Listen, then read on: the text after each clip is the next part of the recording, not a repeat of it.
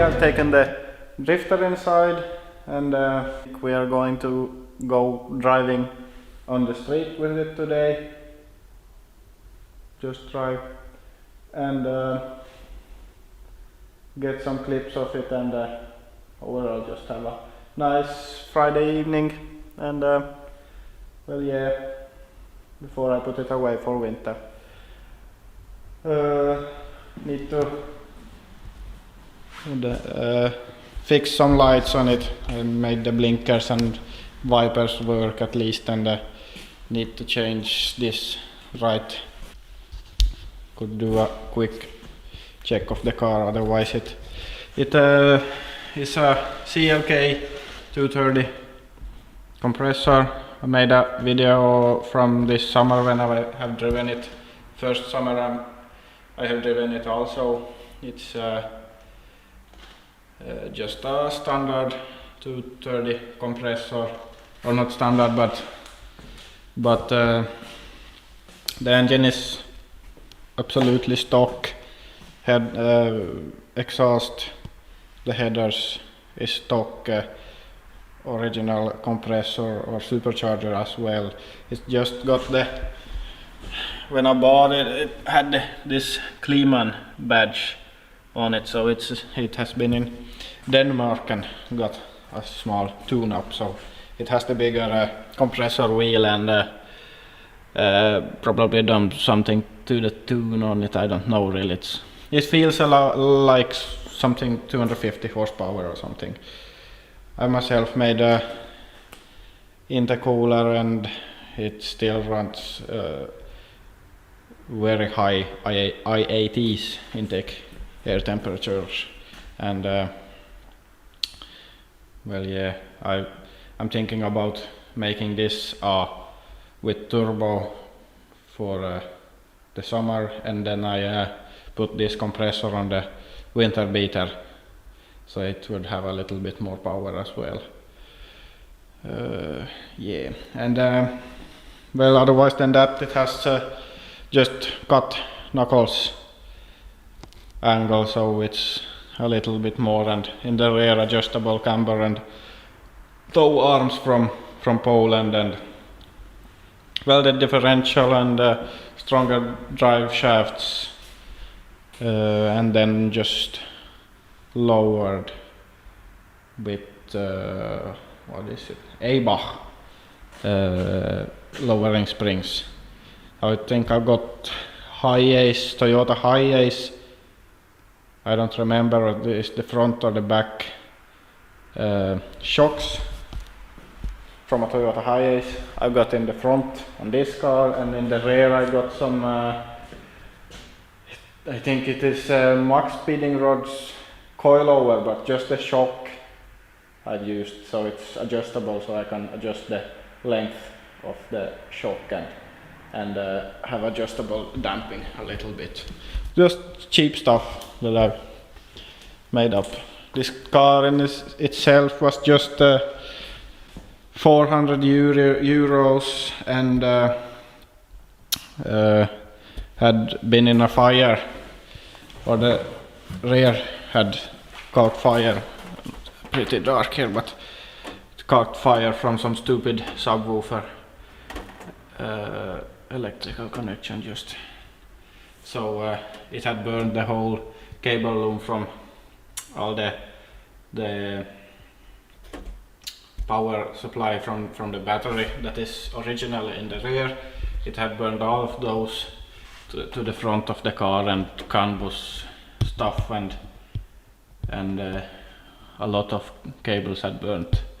But I got it working. I have another one that I used as a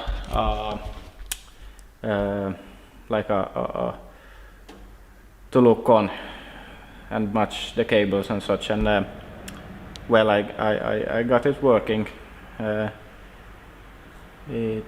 It's not that complicated that it looks, but it's a lot of cables anyhow.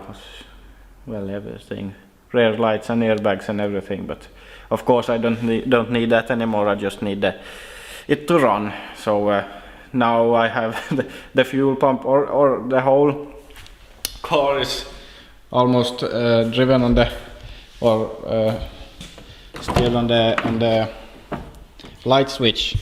I got the fuel pump on park light, and then I got water spray nozzles in the rear arches for cooling the tires on the this, and then I have the fan on the fog lights as well. So a lot of the car's functions is powered by the light switch just, and because the cables were not harmed on the fire. And full cage, water pipe stuff, cheap.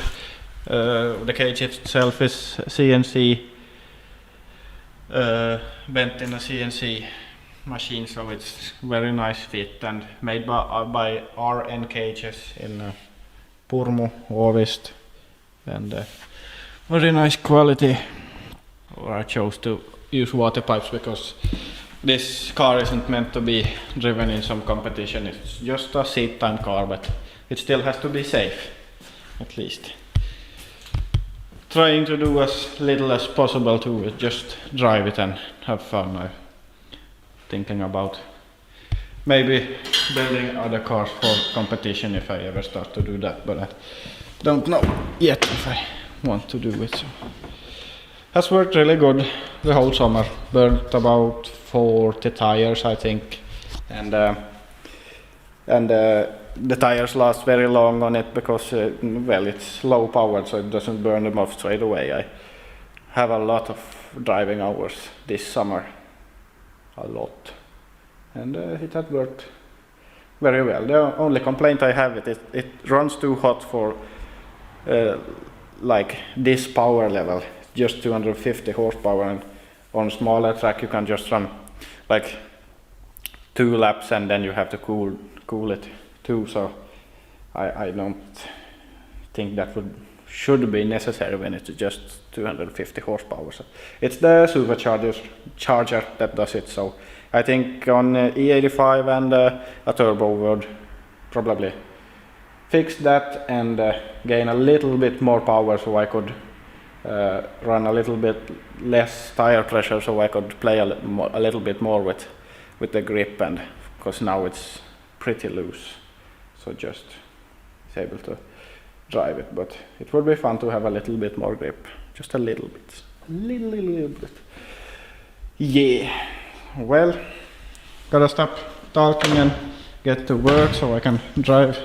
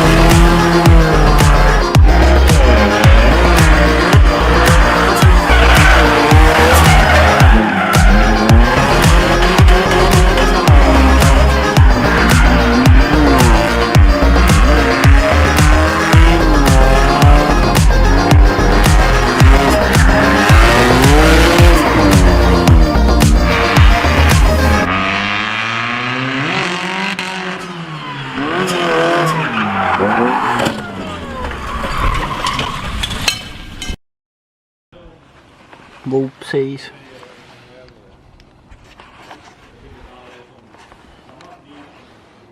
That is not looking good. Men fick du bort på det kanten, kan du laga dit en cool tripingsel.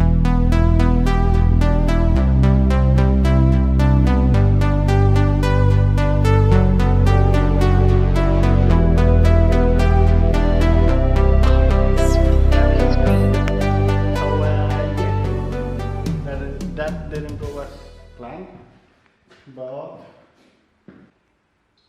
I found a curb with my wheel.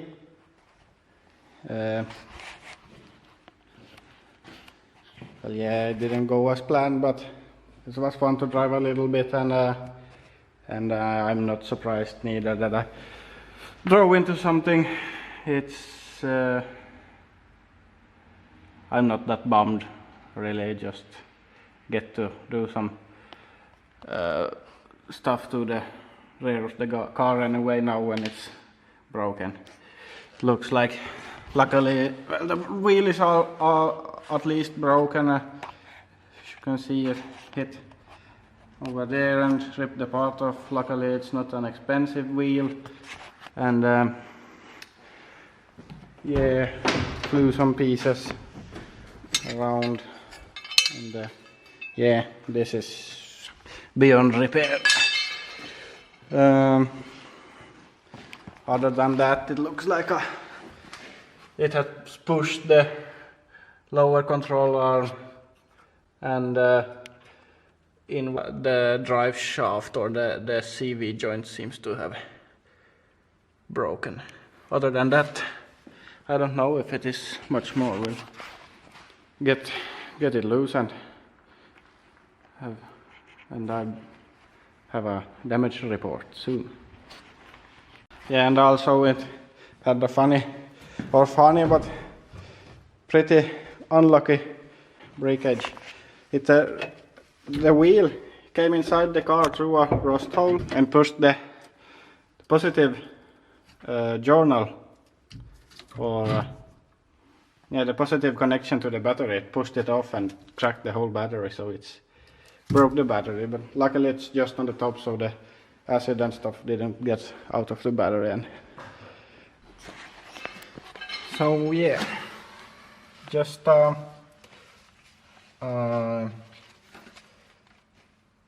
like I said, this tow arm is good.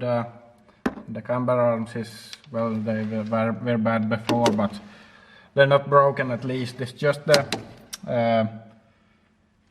sway bar link. It's plastic, so it's pushed to the side, and then it is the lower control arm that is a little bit bent. That should be straight. So yeah, and well, there's a wheel going through the rust hole, or the hole in the floor, through the battery, and yeah, the drive shaft is not that good anymore. So nothing bad, just some new parts, and it will be good to go. I think I have everything on the shelf, so it will be an easy fix.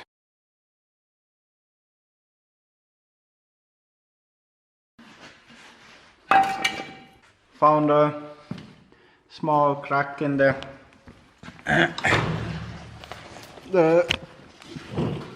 tow arm over there. Tow arm bracket. Looks like the bolt has been a little bit loose as well, so maybe good time to do a bolt check when I put it back, or bolt check, tighten it at least. And yeah, there the wheel is.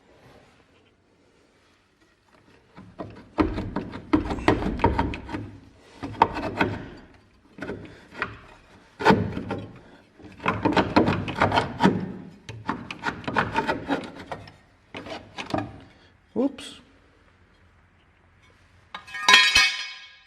So yeah, nothing bad. Stunt driver that drove the car is alright with the car. It's nothing bad, just some